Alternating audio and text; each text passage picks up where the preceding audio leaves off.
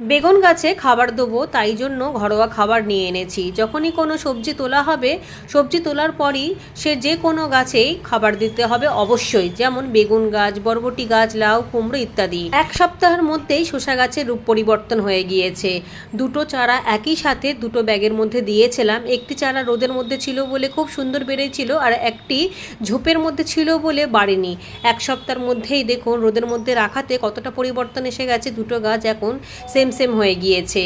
এই গাছেতেও একটুখানি খাবার দিতে হবে, যেহেতু আজকে বরবটি তুললাম। খাবার দেবার কারণে পরবর্তী যে বরবটিগুলো রয়েছে, যেগুলো ছোট আছে, সেগুলো পুষ্ট হয়ে যাবে এবং নতুন করে আরও অনেক ফুল আসবে। লঙ্কা গাছের মাটিতে এবং লঙ্কা গাছে আবারও ছাই দিতে হবে। ছাই দেওয়াই ছিল, কিন্তু বৃষ্টির জন্য সব ধুয়ে গেছে। লঙ্কা গাছের এই এক সমস্যা, আজকে ভালো কালকে খারাপ, খুব তাড়াতাড়ি লঙ্কা গাছের পাতা কুঁকড়ে যায়। সেই জন্য সব সময়তেই আমি কাঠের ছাই দিয়ে রাখি। গাছটা ঝাঁকড়া হওয়ার জন্য মাথাটাও কিন্তু একটুখানি করে কেটে নেব।